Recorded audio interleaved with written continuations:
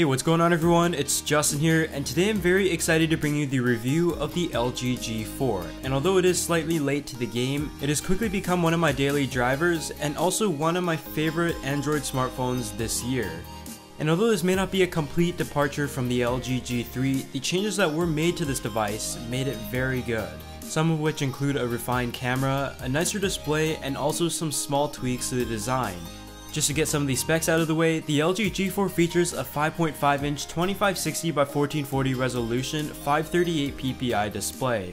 It is run by a hexa-core Qualcomm Snapdragon 808 processor clocked in at 1.8 GHz and an Adreno 418 GPU, has 32GB of storage and 3GB of RAM, and is also expandable up to 2TB in microSD in case you have one. And under the hood you've got a 3000 mAh removable battery.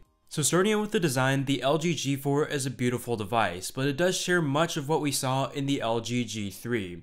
This year, however, one of the biggest design improvements is the leather backs that were introduced to the G4, which are made out of the highest quality materials, as you may have seen in LG's video featuring how they make the leather backs. Personally, I'm a pretty big fan of the brown, but I like the black back as well, as they make the device feel and look so high quality, especially with that stitching going along the back. However, if you're afraid of the leather wearing over time, you can also go with the standard plastic back, which I like as well. I really think the design of the LG G4 is beautiful, and it is one of the best looking phones out there.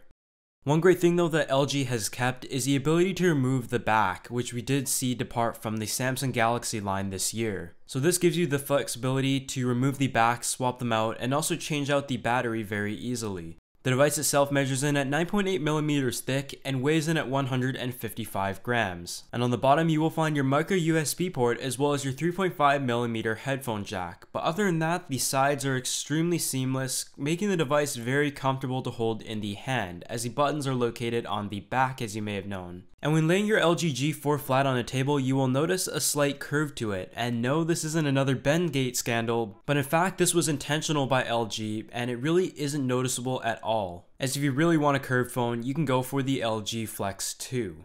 If you may remember from last year, the LG G3 was one of the first devices to hit North American shores officially with a Quad HD display. And I remember being absolutely blown away the first time I turned that thing on. This year though, LG has raised the bar once again and made quite a few improvements to the display of the G4. It features a 5.5-inch IPS quantum display, which is brighter, more colorful, and it has more contrast than ever before. If you see this display in person, you will notice that the colors absolutely just pop out of the screen, but definitely retain a level of accuracy as well, as you can see from the test clips. And I can definitely notice a positive difference compared to the LG G3, and it is definitely up there for the best smartphone display on the market, head to head with the Samsung Galaxy Note 4 and the S6 and S6 Edge. But in my personal opinion, I would say LG's display definitely has a more accurate color representation, and it looks stunning. On the LG G4, you've got Android 5.1 Lollipop with LG's Optimus UX 4.0 UI. To be totally honest with you, in the past, the thing I hated the most about LG smartphones was the software. I really had no problems with the hardware in the past. Being a user of the LG G2, the G3, and the Flex and Flex 2, one thing I noticed that was very common is that the software seemed to hold it back, and I noticed stutters here and there quite often. But I'm glad to say that on the G4, that is pretty much all but old news. The device is extremely snappy and very responsive, and paired up with this beautiful display, I am a huge fan of its user interface actually. Something I was very worried about when I first received the G4. With LG's flat icons that they had implemented last year at first, some people may like them and some people absolutely hated them. I wasn't a big fan of them last year, but I think this year they definitely look great, and I'm all in terms of a flat and responsive UI. For the notification tab, it pretty much stays the same. You have your audio and visual controls for the display's brightness. You have some quick toggle settings that you could scroll around as well. And when it comes to your settings, again, a very flat and monotone interface that you can split into list or tab view. There are some smart features such as the bulletin where you can access certain things. You can also access Google Now as you would on any other device, and also clear up all of your apps. And of course you also have the double tap to wake and sleep, as the buttons are located on the back. But overall, in terms of software, I definitely have to give props to LG for cleaning it all up, and I'm sure a lot of people will enjoy it. The gaming performance on the LG G4 is what you would expect out of any other flagships to say the least. Everything was very snappy, responsive, there wasn't any noticeable lag, and the device itself did great in terms of that. And with that Quad HD display with the IPS quantum technology, the colors are very vivid, and I'm sure you won't complain about the gaming experience this phone will bring you.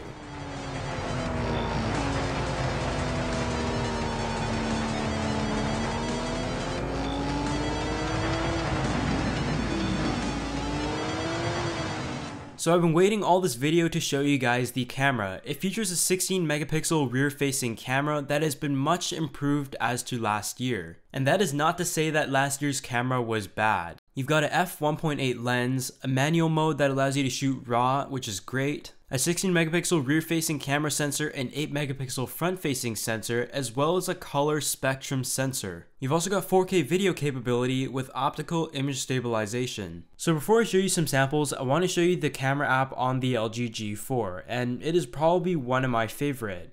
On the bottom left corner, you will have your settings, whether it is the grid, the camera quality, and the video quality. You've also got a timer and also the HDR thing. You also have your modes and some of the quick toggle settings, such as the camera switch and the flash. In order to switch to different modes though, there is the 3 dots located on the top left corner, whether it is the simple, manual, or auto mode. The manual mode is one that I'm sure a lot of people will use, and it allows you to have the most flexibility out of this camera. You can shoot in RAW and JPEG. You also have your settings on the bottom, and all of your settings that you have set are located on the top. There's stuff like the ISO, the shutter speed, the exposure compensation, the focusing you can also manually play around with, and the white balance. There's even a color meter on the top left corner as well. But now let's show you guys some of the actual camera samples. From looking at these photos, I'm sure you're blown away. It was able to capture a great level of sharpness. The colors are very accurate, but one thing I noticed is that at times the camera was a little bit underexposed. But of course, in the manual and RAW mode, you were able to get full flexibility of your camera, and for photographers out there who want a mobile smartphone, this is definitely your choice. But I did do a separate dedicated camera test, so be sure to check that out as well. For the front-facing camera, the quality was quite average. When it came to the 4K video quality, I noticed that it had a little bit of a filmic tint to it compared to other smartphones. Whether you like it or not, it comes down to personal preference, but the video was definitely crispy and sharp as expected. The biggest issue, however, was the optical image stabilization, which absolutely ruined the video in many cases. It was just far too intrusive, and the jello effect was very evident in the slightest situations, so I hope that can be fixed in software. But the camera is impressive to say the least in general. So another thing that I was very impressed about with the LG G4 is its battery life. With a lot of flagships that I have tested out this year, including the HTC One M9 and the Samsung Galaxy S6s, the battery life upon release was horrible. We were getting very few hours of screen on time compared to what we were used to, but on the LG G4, even with that quantum IPS Quad HD display and everything that it has to power it, I was easily able to get through a full day and into the second day as well. Another upper hand that LG has compared to its competitors is the fact that you can remove the battery. In fact, some of the pre-order promotions right now include a spare battery as well and a battery charger. That way, anytime through your day, you can swap out the 3000 mAh battery in seconds. And I am very glad that they have kept that. So the last thing I would like to talk about, and perhaps the only thing I really have to complain of the LG G4, is the speaker quality. These really haven't been changed and are the standard speakers that you would find on most smartphones out there, but they don't sound great at all, and here's a test.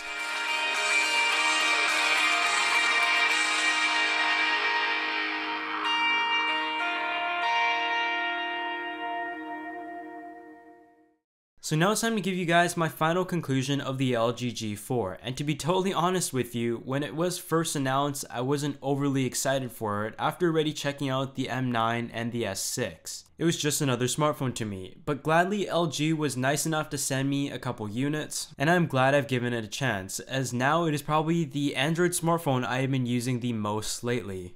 It just has everything going for it, whether it is the great design, an amazing camera, a beautiful display, and a battery that is still removable. It shows that LG didn't have to completely redesign the device to make it great, and I can definitely recommend this smartphone. But other than that, the pricing and availability will be in the description section as always, and while you're at it, be sure to hit that like button as it helps the channel out a bunch. And once again, a huge shout out to LG for sending this out for reviewing purposes, and I'll see you all in the next video.